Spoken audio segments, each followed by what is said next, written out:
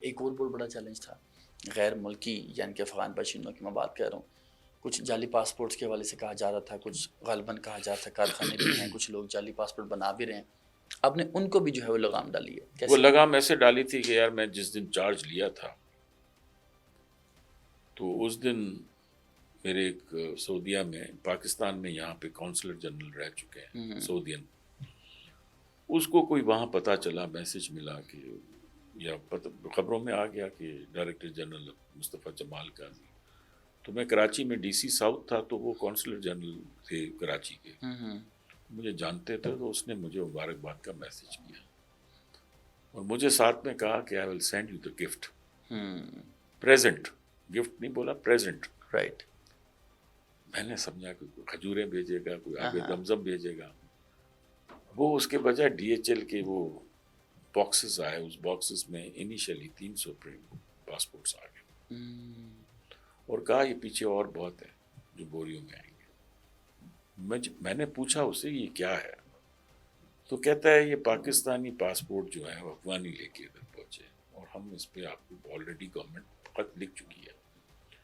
میں نے اس کا پوچھا تو کہا ہاں سر, وہ ہمارے جو پریڈیسر تھے جو مجھ سے پہلے تھے ڈی جی صاحب, اس کے وقت میں یہ آیا ہوا تھا, لیٹر آیا ہوا تھا. تو میں نے کہا اس میں کیا کیا ہے, کہ سر ابھی تک تو کچھ نہیں کیا. تو میں نے کہا کیوں؟ کہنے لگے کہ جی اس لیے کہ اس میں بڑا رسک ہے, پنڈورا باکس کھل جائے گا, پاسپورٹ کی بدنامی ہوگی, یہ ہوگا وہ ہوگا. میں نے کہا کیوں بدنامی ہوگی؟ اگر کسی غلط جگہ سے بنے ہیں اور ہم اپنے آپ کو اپنی سیلف اکاؤنٹیبلٹی کر رہے ہیں اور کریکٹیو میں یہ لا رہے ہیں, تو پھر کیوں اس چیز پہ ہمیں شرم آنی چاہیے؟ اگر یہ چیز کل کلا کو کوئی اور کھول کے دے دیتا ہے تو ہماری اس میں زیادہ بدنامی ہوگی. اگر ہم نہیں کھولیں گے تو کون کھولے گا؟ اور ہو سکتا ہے کہ ہم اصل چور کو پکڑ لیں اس کو کھولنے میں.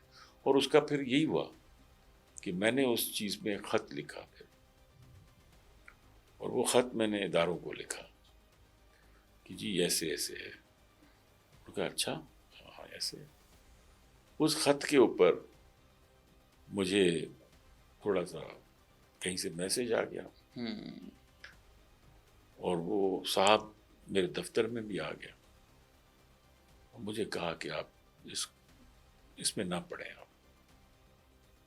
میں نے کہا یہ آپ کا کام نہیں ہے, میں ہر قسم کا رسک لوں گا, میری بدنامی ہوتی ہے نا, پرواہ نہیں, میں نے تو اول تو بنایا نہیں ہے, میں تو آیا ہی ابھی ہوں, لیکن اگر مجھے کچھ ہوتا ہے تو میں اس کو فیس کر لوں گا, میں ایک ایک سوال کا جواب دوں گا جو کچھ بھی ہوا ہے. اس کی ریلکٹنس تھی. پھر ایک کمیٹی کانسٹیٹیوٹ ہوئی تو مجھے اس کا چیئرمین بنایا گیا. تو میں نے ڈکلائن کیا اس کا چیئرمین بننا. میں نے کہا یہ تو ہمارا ایشو ہے, اگر میں انکوائری کروں گا تو یہ تو سمجھیں کہ آپ کانفلکٹ آف انٹرسٹ والی بات کر رہے ہیں, تو بھلے کوئی تھرڈ پارٹی اس کی انکوائری کرے. کہا کہ جی ہم ایف آئی اے کو کہتے ہیں.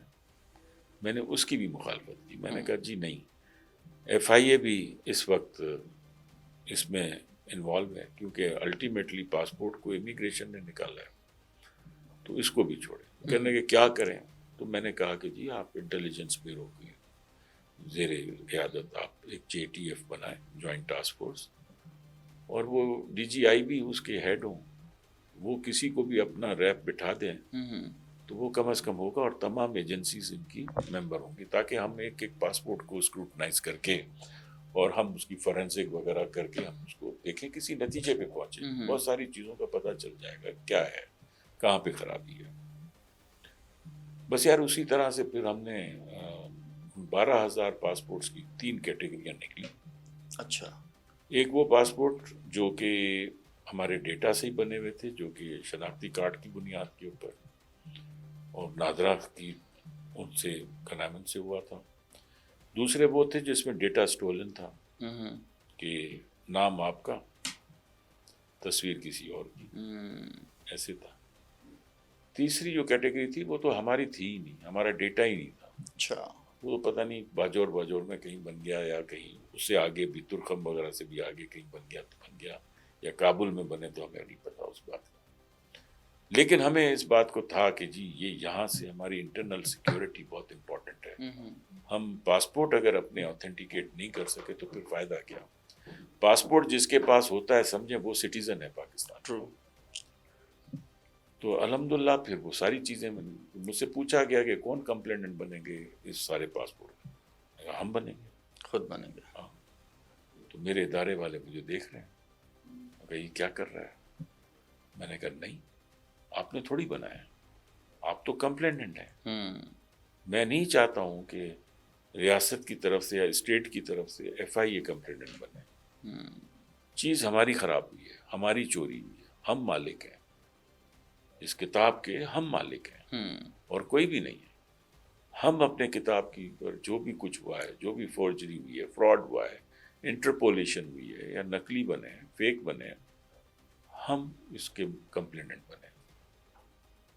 اس سے کیا ہوا کہ ہم کمپلیننٹ بنے تو کسی نے ہم پہ انگلی نہیں اٹھائی, اور اس میں جو ہمارے درمیان میں جن لوگوں نے پاسپورٹس کو بنانے میں سہولت کاری کی تھی ان کو ہم نے پکڑ کے دیا, خود پکڑ کے. جی ٹھیک. یہ پہلی دفعہ ہوا. میں نے کہا زیرو ٹالرنس. اگر ہمارے گرد ہمارے درمیان میں کوئی ایسا بندہ کالی ہے, بیڑے موجود ہیں, رائٹ, ہر جگہ ہوتی ہیں یار, اگر وہ موجود ہے تو پھر تو ہم اگر ابھی نہیں اس کو آئیڈینٹیفائی کریں گے تو بعد میں تو بڑا بھنڈ ہو سکتا ہے, بڑا مسئلہ ہو سکتا ہے. تو ہم نے کہا یار یہ تو نیشنل ڈیٹا ہے سیکیورٹی کا, یہ تو کمپرومائز نہیں ہونا چاہیے. اس میں مجھ سے بڑا اداروں نے بڑا کوآپریٹ کیا اور پھر الٹیمیٹلی ہم ایک منطقی انجام پہ پہنچے. پھر کہا کہ جی آپ کی سائبر آڈٹ ہوگی. ہم نے کہا جی کریں. رائٹ.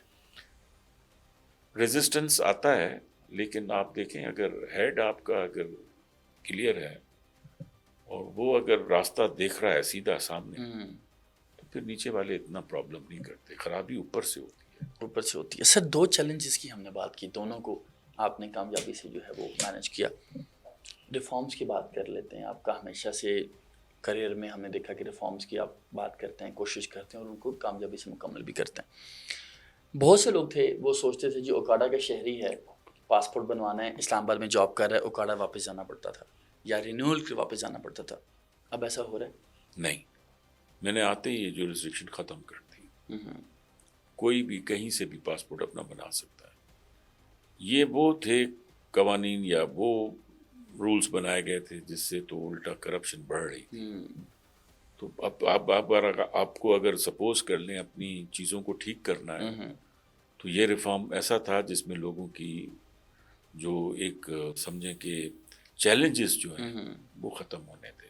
اب کسی کے بچے ہیں ان کو پاسپورٹ بنانا ہے, جی آپ جائیں حیدرآباد میں پہلا پاسپورٹ بنوانے کے لیے, وہ بچوں کو لے کے جا رہا ہے, جہاز کے ٹکٹ لے کے اور بنوا رہا ہے. ڈیجیٹل جب چیز ہو جاتی ہے اور جب کمپلیٹلی سافٹ ویئر بیسڈ چیزیں ہوتی ہیں, that can be done from anywhere. یہ شروع میں آیا, لوگ ان جورسڈکشنز کو فالو کر رہے تھے, وہ ختم نہیں کر رہے تھے, لوگوں کو تنگ بھی کر رہے تھے.